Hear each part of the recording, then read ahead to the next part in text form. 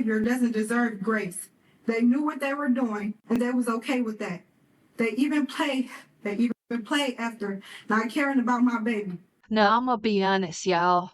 This one right here is a hard story. It's really a hard story for me to talk about. A 5-year-old baby girl attacked and abused so bad, her own mother said she couldn't even recognize her face. And get this, the ones accused of doing it are kids themselves, 9 years old and 10 years old. Just listen to how she sounded, y'all. Just the cracking in her voice while she's trying to speak. You can feel her pain. And this didn't happen in some faraway country.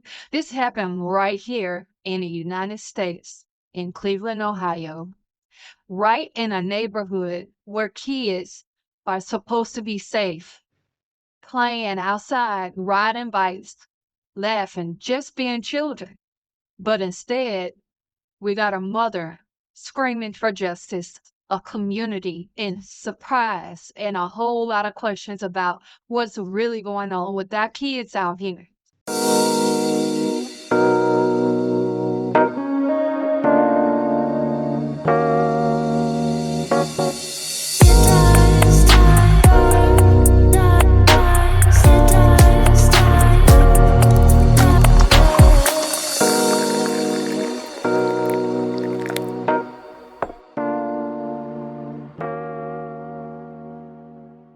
What's up, family? Welcome back to Inside the Scoop.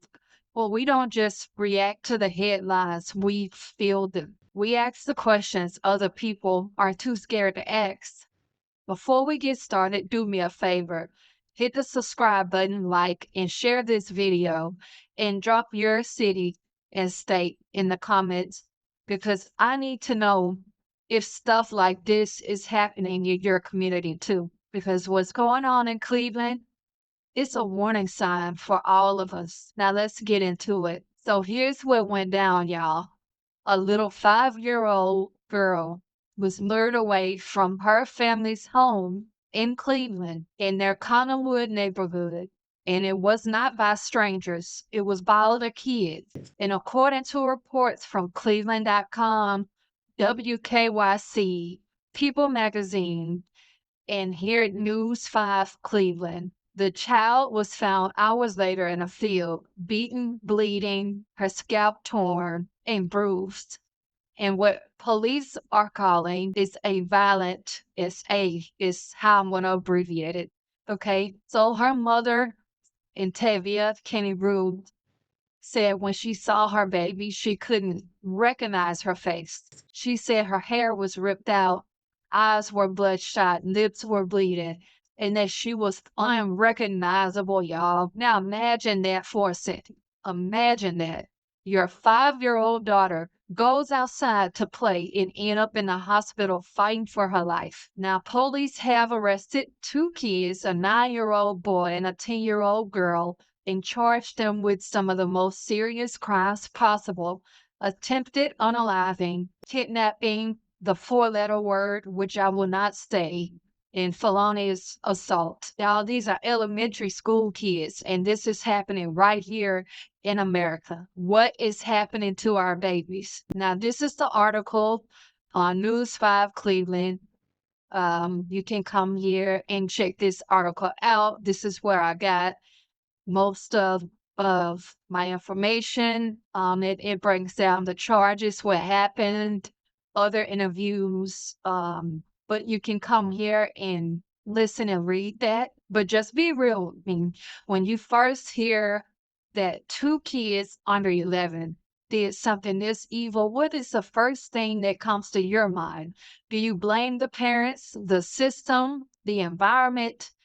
Drop your thoughts in the comments because I want to hear what y'all think. And the little girl's mother. Oof. If y'all watch her interviews, you can hear the heartbreak in her voice. Her saying, "My baby is not the same." She said her daughter wakes up crying. She doesn't talk the same. She's scared all the time.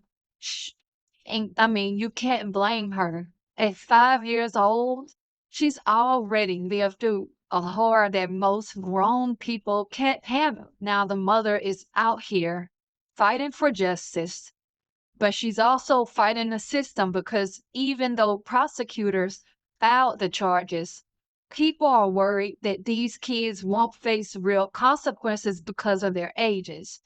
And that's what got the whole Collinwood community angry.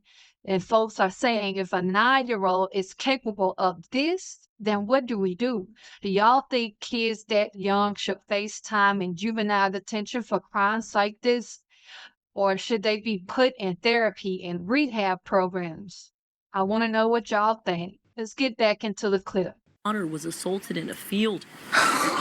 She sat in the same courtroom as the 10-year-old girl accused of the attack. Since this horrific act was done to her, she just been going through it, and that's how it should be for her offenders. Today, Judge Kristen Sweeney arraigned the 10-year-old girl who appeared in juvenile court with a mask and hooded puffy coat. Let's just keep it real. Kids don't wake up one day knowing how to do something this twisted. Somebody failed these children somewhere down the line, whether it was a lack of supervision, trauma, or whatever they've been exposed to. Something broke them long before this attack happened. And I'm not saying that excuses it. Absolutely not. Because that 5-year-old girl deserves justice, period. But it is a reminder that we got too many kids raising themselves out here, too many children learning about violence and things before they can even spell their own names. Too many neighborhoods where kids see like violence like it's normal.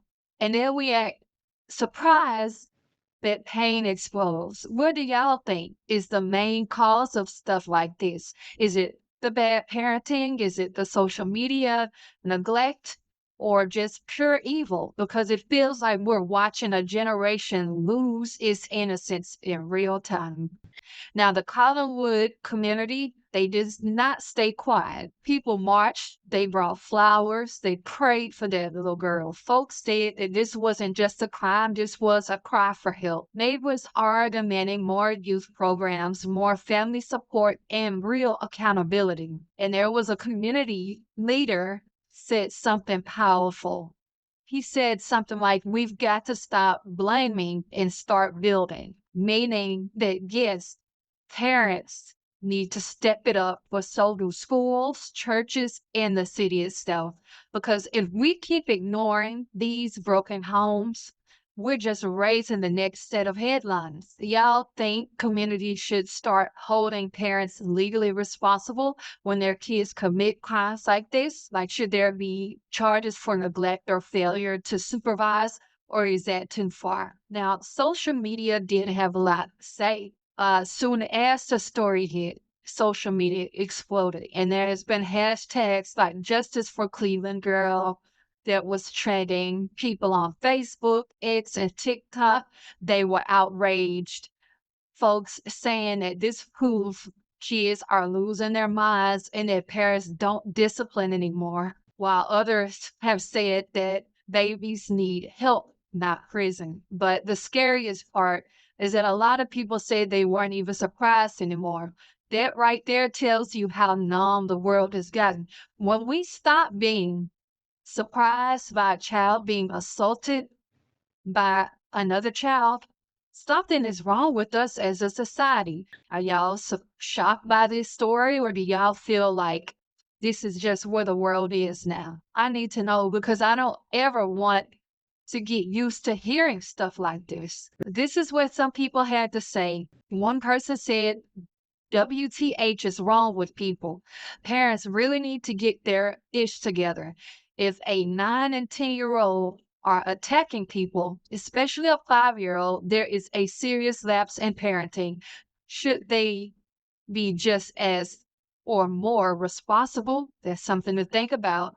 A 9 and a 10-year-old did this to a 5-year-old. How on earth do these kids get these ideas? How often were these kids exposed to violence? At age 10, you should be concerned with you going outside for the day, what cartoon you're going to watch on TV, and if your homework is done before dinner.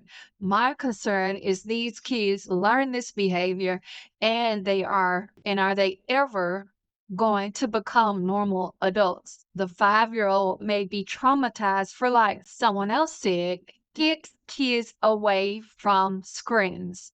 They're being exposed to too much mature garbage. Parent them. It's powerful.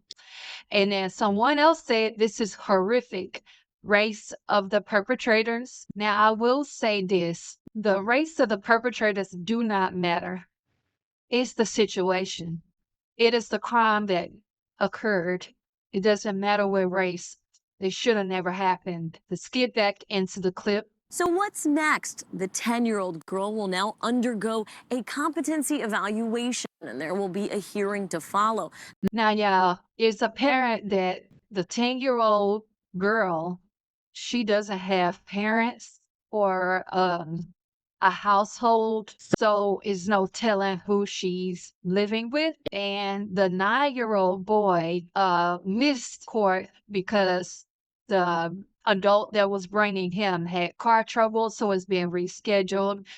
And if he doesn't come to the next one, then there will be a more issue. And I'll tell you exactly how I feel. This story broke my heart because no child should ever know that kind of pain, and no child should ever cause it either. And this ain't about race, this ain't about class, this is about the fact that somewhere along the way, we stop protecting our children. We stop watching what they see, what they do, and who they hang around. And now we got 9 and 10-year-olds acting out grown trauma and a 5-year-old baby paying the price for it. You can't just pray and move on. You got to start showing up, mentoring, parenting, reporting, helping, because if we don't fix this, if we don't start teaching love, empathy, and boundaries, then this won't be the last story like this. So, what do y'all think needs to change first? The parenting, the community support, or the justice system? If you had the power to fix one thing that could have stopped this, what would it be? This little girl deserves every ounce of justice we can get her, but beyond that, we owe it to every kid out here to start doing better. If you're watching this and you believe kids need to be protected, hit the like button right now. If you think parents, teachers, and communities need to step up, share the video, because silence is what could keep this stuff happening. Drop your thoughts in the comments. Let's talk about what needs to change before another baby ends up hurt or worse. I'll keep you guys updated with this case as soon as more info drops. Until next time, stay safe, stay aware, and hug your babies a little tighter tonight, because this world is getting scary and they need us more than ever.